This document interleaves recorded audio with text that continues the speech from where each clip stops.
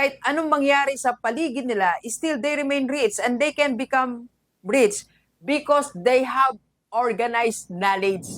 Meron silang power.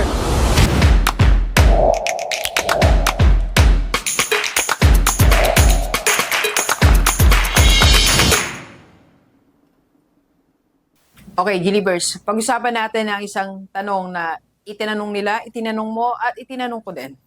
At marami pa sa atin ang magtatanong. Pero for once, sasagutin natin yan. Mula dito sa book na The Law of Success in 16 Lessons. Okay, question is, bakit madaming matalino na namatay na mahirap? Yes, that question was not here. Pero ang sagot nandito. Okay, it explain bakit maraming yumayaman na tao na kahit paulit-ulit silang mabankrupt, paulit-ulit na maloko, ma-scam, mawala lahat, still, isang araw, magugulat ka na lang na mayaman sila ulit. Pero madaming matalino na hindi yumaman. Yun ang pag-usapan natin. Dok, parang magulo yata eh. Ganito na lang. Explain natin ha. Okay, so bakit madaming taong namatay ng mahirap? Because they lack that one reason na sinasabi ko kanina na meron yung mga mayayaman. Okay? Okay. So according to this book po, si Henry Ford daw po ay may dalawang asset. Henry Ford, okay? 2 assets. First asset niya po is the working capital, the raw materials, and the finished materials. And the second asset po niya is organized knowledge. Yes. And that gives him power. So, in other words, meron siyang power, galing sa knowledge, and meron siyang capital, raw materials, and finished materials. Yan meron si Henry Ford.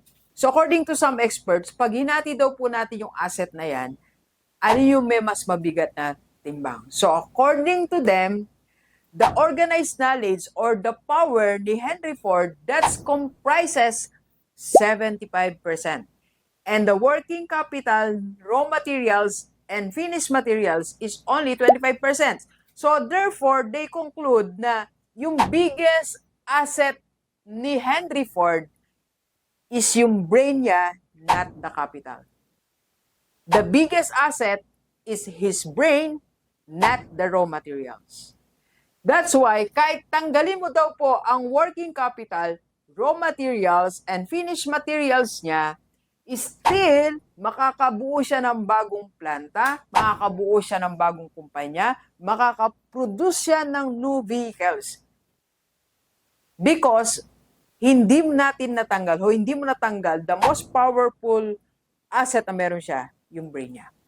Okay? So, that's why, it explained na bakit ang mga mayaman, kahit anong mangyari sa paligid nila, still they remain rich and they can become rich because they have organized knowledge. Meron silang power. Also explain bakit madaming matalino hindi yumaman. Because yung knowledge po nila, it's not organized. That's the reason. Marami tayong sinasabi bakit hindi yumayaman ang matatalino kasi walang tamang environment, because hindi na subaybayan, hindi na-reinforce ng tama. But the truth is, hindi organized yung nalaman nila. Yes, marami silang nakuwang sources of info, knowledge, pero nanatiling ganon sa brain. It was not organized. That is the reason. Okay? So, ang application niya sa ating lahat, kung matalino tayo, marami tayong alam, huwag natin pabayaan na mamatay tayong mahirap. Gawin natin tong simple steps. Sa lahat ng mga matalino, maraming alam, gamitin natin yan. So, unang-una, tingnan natin yung mga sources of knowledge natin. Di ba may mga books tayo, articles, videos, notes from different seminars na inatinan natin, nakausap natin, nabasa natin. So, marami tayong sources of knowledge. So, ang gawin natin, from that different sources of knowledge natin, let us create one idea. Okay? Alam ko marami tayong nabasa, marami ka na napanood, lalo kasing edad ni Doc, ang dami na nating naatinan na seminar.